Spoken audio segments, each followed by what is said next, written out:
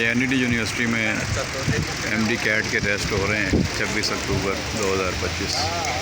बहुत अच्छा इंतज़ाम किया गया है और ये बच्चे सुबह से आए हुए थे, उनके टेस्ट हो रहे हैं।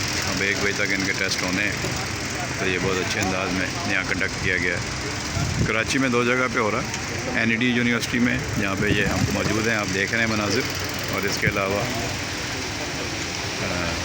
ओजा कैंपस में भी हो रहे हैं डाउ के, और उसके अलावा हैदराबाद में और सक्खर पब्लिक स्कूल में और लाड़काना में ट्रेनिंग सेंटर में भी ये टेस्ट लिए जा रहे हैं। तो ये आप एनईडी यूनिवर्सिटी के मनाजिर देख रहे हैं, ये आपके सामने ब्लॉक वाइज बच्चे बैठे हुए हैं जो इस वक्त अपने टेस्ट कर रहे हैं। उनको देख रहे हैं आप किस तरह पुरसकून अंदाज से कर रहे हैं। विजिलेंस टीम में उनके मेंबर्स मौजूद हैं, देख रहे हैं तो। और आज काफ़ी मेहनत इनकी जो है वो रंग लाएगी। देखते हैं किस तरीके से इनका रिज़ल्ट आता है।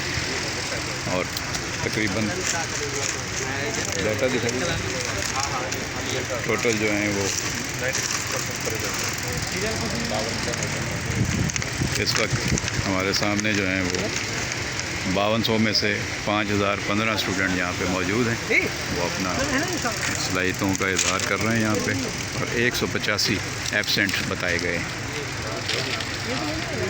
यहाँ पे सब लोग बैठे हुए हैं, ये टीम उनकी बैठी हुई है और ये कंडक्ट हो रहे हैं। यहाँ पे सब काम भी जारी है और ये बहुत अच्छे अंदाज से कंडक्ट हुआ है सारा टेस्ट।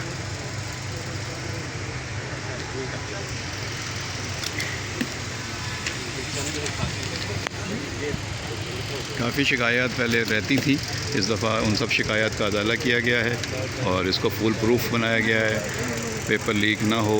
मुख्तलिफ जो हैं वो चीज़ें सोशल मीडिया पे व्हाट्सएप ग्रुप्स में चलाई गई।